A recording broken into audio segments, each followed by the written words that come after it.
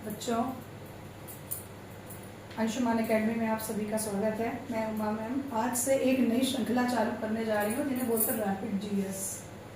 ये rapid GS का part है जो फर्स्ट सेकंड, इसमें जितनी श्रृंखलाएं होती जाएंगी, इसमें जितने भी आपके एपिसोड होंगे रैपिड जीएस में, जितने भी आपके क्लासेस होंगी रैपिड जीएस के नाम से, इसमें रैपिड जीएस में मैं आप लोगों को कोई भी हर एक चीज़ में एक नोट्स तैयार करके दूंगी और हर भी जो भी आपका टॉपिक जो वीडियो डिस्क्रिप्टिव वीडियो बनाऊंगी उसको शॉर्ट में, ताकि आप कम टाइम पे अच्छे से रिवाइज कर सके। तो चलिए बच्चों देखते हैं।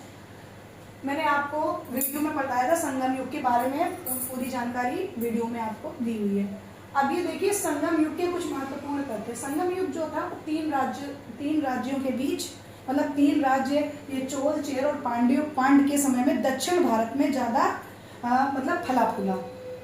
तो एक तो पहला चोल वंश, संगम जो युग था उसमें तीन वंश आए, चोल, चेर और पांड्य। चोल जो वंश था उसके राजा थे करिकाल, और जो चेर वंश था उसका राजा था उदयनजीरन, वो 130 ईस्वी में हुआ।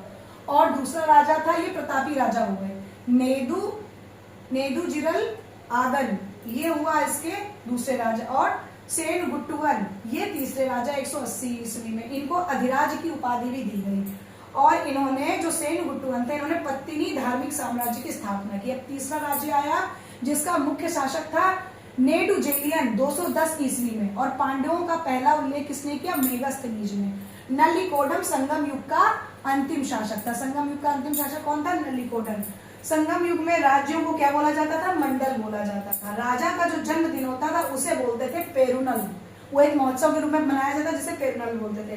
संगम युग के मंत्रियों को अमायिचान कहा जाता था या अमायिचार। राजधानी में एक राज्यसभा होती थी जिसे नालवय नाम की राज्यसभा होती थी। राजा के न्यायालयों को मनरम कहा जाता था। तो बच्चों, रैपिड फायर में यही सब चीजें हैं जो आपको शॉर्ट वे में समझाई जाएंगी, ताकि आप लोग अच्छे से इसको लर्न कर सके और अच्छे से इसको दिमाग में बिठा सके। बच्चों, अगर आपको ये वीडियो पसंद आया तो ज्यादा से ज्यादा सब्सक्राइब, लाइक, कमेंट, शेयर कीजिए। धन्यवाद।